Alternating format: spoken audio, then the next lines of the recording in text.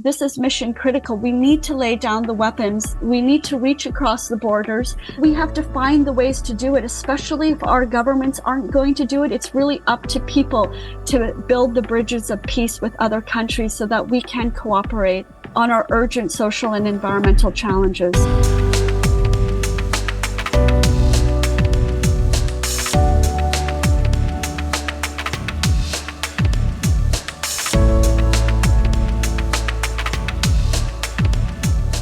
Over $2 trillion are spent annually to equip military operations and provide armaments for horrific wars like those we're seeing in Gaza and Israel and the Ukraine. As thousands flee and are killed in the bombings, cities and critical infrastructures, ecosystems are being destroyed, pouring millions of tons of greenhouse gases into the air, polluting land and water, and increasing vulnerability to catastrophic floods, droughts, and diseases as the climate crisis worsens. The real battle is the struggle to save life on our planet. To do that, we must first stop destroying it. My guests today advocate for an end to militarization and nuclear armaments. Dr. Kati Juva has been involved with the Physicians for Social Responsibility in Finland for 40 years. She's co-president of the International Physicians for the Prevention of Nuclear War and a coordinator for the International Campaign Against Nuclear Weapons in Finland. Tamara Lawrence is the founder and executive director and former executive director of the Nova Scotia Environmental Network. She's a member of the Canadian Voice of Women for Peace and the Women's International League for Peace and Freedom. Her PhD thesis is on climate and environmental impacts of the military. She's also on the advisory committee of the Global Network Against Weapons and Nuclear Power in Space and the No to NATO Network. Welcome to you both. Where are we with the military and the climate? Well, if I can begin by just saying that we are not on track as a global community to meet the Paris Agreement. We are seeing emissions increasing, and we're seeing military expenditures increasing as well. And those things are related. It is because we are spending so much money on wars and on fossil fuel powered weapon systems that we are not on track to decarbonize like we need to. So the issue of military emissions and military expenditures is really so critical to include in our conversation in talking about the climate emergency and how we deal with it. Yeah, I really agree with Tamara that one of the big problems in climate work is military spending and military operations in the world, such that they are all the time destroying the environment, both locally and then internationally. And if you think that how much fossils all these fighters use, it's amazing that they are not even usually counted in the agreements of getting things carbon free and such, that you can have companies and you can have states to say that we are trying to diminish our carbon footprint, but that doesn't have anything to do with the military, and they are all the time expanding this arms race. It's a priority in our national budgets. The defense budget is nobody can touch it. And many of the carbon footprints are hidden. The U.S. has equipment all over the world, has 800 stations around the world. I think it's 566,000 buildings that are all emitting carbon, and they're not included in the figures. China doesn't give us any figures. So the impact of it is very hard to really tease out. We know it's immense. And we know that it's sort of the sacred cow, for some reason, of all nations to not touch the military. It's the most important thing to us, sadly. How do we change that? Well, if I can just give you an example for Canada, in the Canadian government, the military accounts for 61% of all federal government emissions. It's one of the largest emitters in the country. It's also the largest landholder in the country and the largest employer. And it accounts for 30% of the federal budget. So we disproportionately spend too much money on the military. And we are not spending adequately to mitigate climate change and to adapt to the climate-induced extreme weather events that we are experiencing. So in my country, in Canada, this past summer, we had unprecedented forest fires. So we had about 7,000 forest fires from British Columbia to Nova Scotia, mass evacuations, extreme heat. We were totally unprepared. We didn't have enough water bombers. We don't have enough firefighters. And it just destroyed so many forests and homes and businesses. But this year, our country announced that we are going to spend $73 billion for a new fleet of fossil fuel-powered F-35 fighter jets. This is just totally inconsistent with Canada's purported commitment to taking action on climate change. It's just completely incoherent. Instead, we are locking ourselves into carbon-intensive militarism for decades to come. But it's not just Canada, of course. It's all of these Western, primarily the countries of NATO, that are spending so much money on fossil fuel-powered weapon systems and engaged in this war-making and wars that we see that are, derailing the Paris Agreement. So this really is a problem that we need to pay attention to. The problem is, of course, that Russia and China, especially Russia, they are also investing all the time more and more to conventional military power and military fighters and such. So it's very difficult situation because of both sides trying to make their arsenals bigger and bigger. And in Finland, even before we joined NATO, there was an agreement to buy more jet fighters to Finland. But before we went to NATO, there was some opposition for that, and there was a discussion that do we need them or maybe we don't need them. But now, after the Russian attack to Ukraine and our NATO decision, there's nobody in Finland, or very few in Finland, who are questioning the new fighters we are going to get, because people are really afraid of Russian aggressivity. I don't like it, but it's understandable in a way. But we are trying all the time in the peace movement to discuss that, whether we need so many of them. It's a very difficult situation, because it's not only NATO that is constructing new weapon system, it's also Russia, and they are destroying each other and these weapons in Ukraine. Well, there's also smaller conflicts around the world. There's wars in Libya and Niger and such places, where the environment has been just destroyed and can't be rebuilt because the infrastructure is gone. I mean, in Gaza, it's terrible that Israel is bombing all the infrastructure down, and they don't have any energy, they don't have medication, they don't have clear water, and that's pure destruction of not only people but environment, and that creates all the time more and more carbon dioxide into the atmosphere. And Dale, if I can say something about Libya, I was at COP27 last year in Sharm el-Sheikh, Egypt, and in the opening plenary where the leaders talk about how the climate crisis is affecting their country, President El-Menfi of Libya spoke about the fact that Libya does not have the socioeconomic capacity any longer to deal with the extreme weather events that country is experiencing. So sea level rise, dust storms, sandstorms, droughts, desertification. So it's getting much worse in Libya.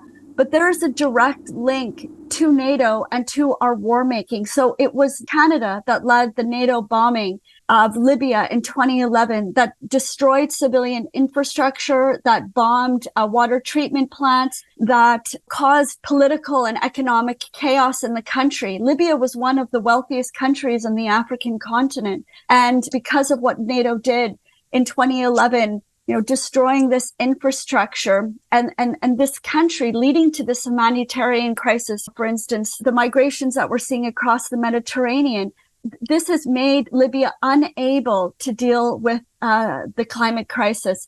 And there has never been any accountability for the NATO countries for what they did to Libya or Afghanistan or Iraq. And NATO is also has responsibility to the war that we're seeing in Ukraine and contributing to an apartheid state in Israel that has made it impossible for the Palestinians to be able to deal with the extreme weather events that they're experiencing, on top of being in, really brutal occupation. I think that Russia is the first and main culprit of the war in Ukraine. They did attack. They are bombing. They are doing. I know it's problematic that what NATO has also done, but I never would say that NATO is the reason for the Ukrainian war and Russia is just a victim. I do keep Russia as responsible, but I don't know whether this is now the good discussion now, but I just wanted to say, because you said that NATO is responsible.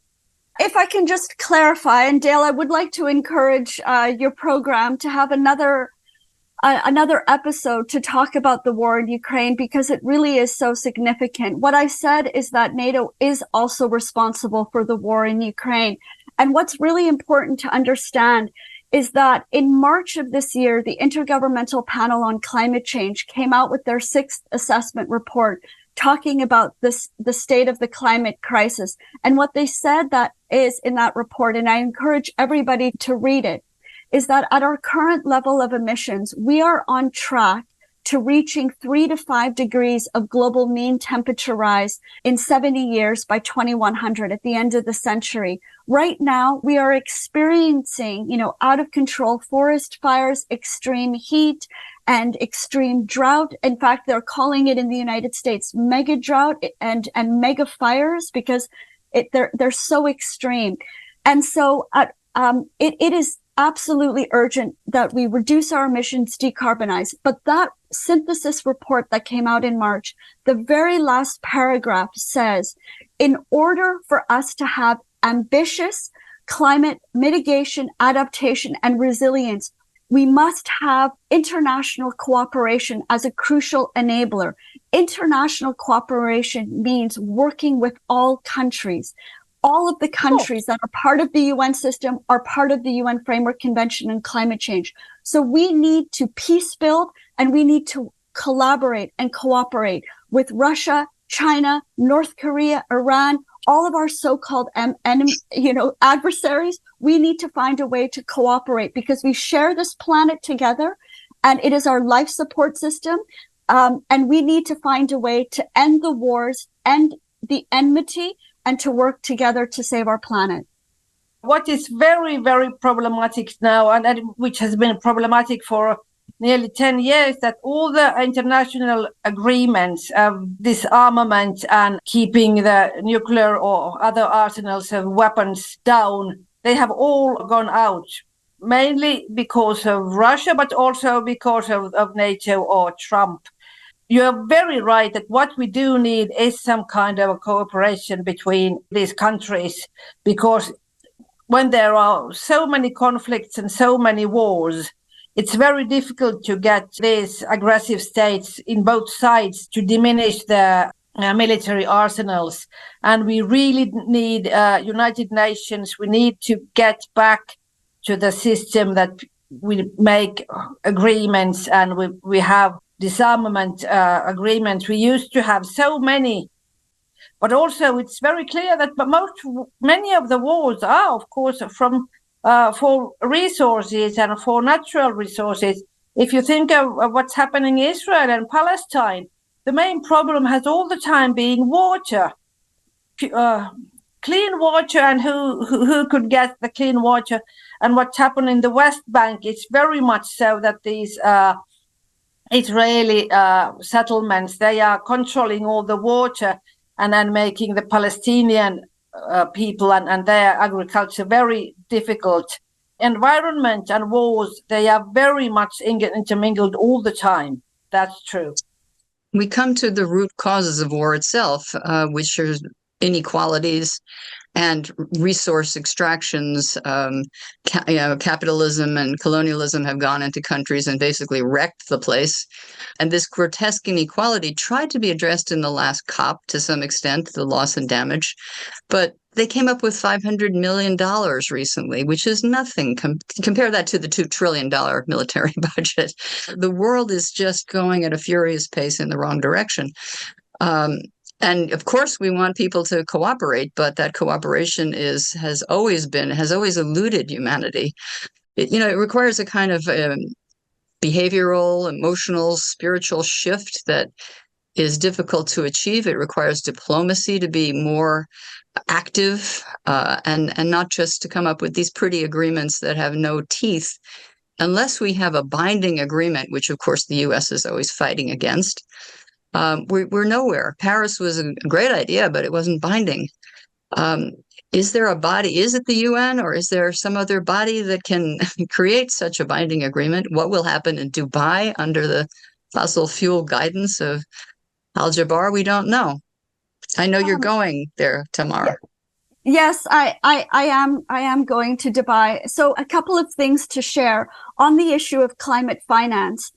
There was an agreement made in 2009 that the Western wealthy countries that are the most responsible for the climate crisis, the historic consumers and fossil fuel and emitters of carbon, the big wealthy Western countries like the United States, the United Kingdom, and the Canada, the other European countries, happen also to be the countries of NATO, made a commitment to spend $100 billion for a climate financing facility for developing countries. So the $100 billion pledge, that $100 billion pledge was supposed to be given away annually to developing countries for their adaptation efforts. But the wealthy countries have never contributed the $100 billion as required. So it's been almost 15 years.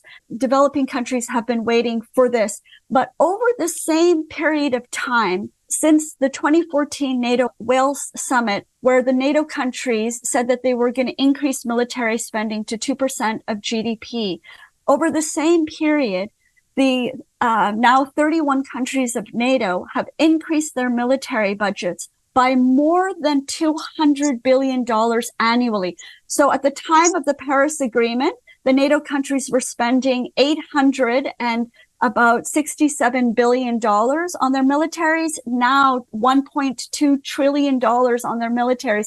And they account for, almost half of all military spending. So the issue of reducing military spending to invest in climate change, green jobs, address transition, and loss and damage is really critical. So that's a campaign that we have been mobilizing on as a peace community. The other thing that we have been mobilizing on is demilitarization and disarmament for decarbonization. So canceling the F-35 program, which is the most expensive weapons program in human history, $1.7 trillion, with a lot of critical minerals and fossil fuels, and canceling that. The other thing that is a bit heartening to know is that peace is going to be on the agenda at COP for the very first time. And it's going to be on, I think it's December 3rd, and it's going to be a day in conjunction with health and relief and recovery. But peace is one of the themes. And peace came out at Sharm el-Sheikh at COP27 last year. The Egyptian presidency said, peace is so crucial for us to have the kind of climate justice that we need. And this is what we're saying as well, is that peace is central to climate justice and climate action. So peace groups have been coming together to mobilize. The other heartening thing is that this July, the UN Secretary General released a new agenda for peace, calling on all member states to develop national action plans that implement the recommendations from this new agenda for peace. So I urge people to check this out, because in that document as well, there are lots of specific recommendations. For instance, cutting military spending, prioritizing disarmament, but it also talks about cooperative frameworks and global solidarity that we need to work on our common challenges, not just the climate crisis, but also the achievement of the UN Sustainable Development Goals to deal with that inequality, Dale, that you were talking about.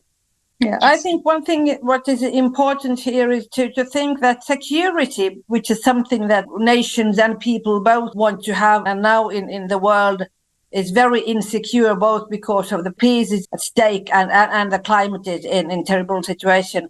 But it's very important that we, in a way, widen the concept of security. It's only military or it's only non-occupation. That security means also a secure environment. Security means healthcare. Security means social care. Security means human rights.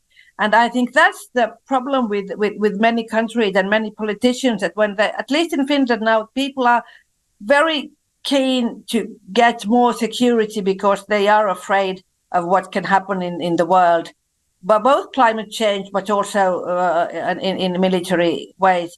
But the concept of security is very, very narrow. And then the idea is that getting more security means getting more weapons.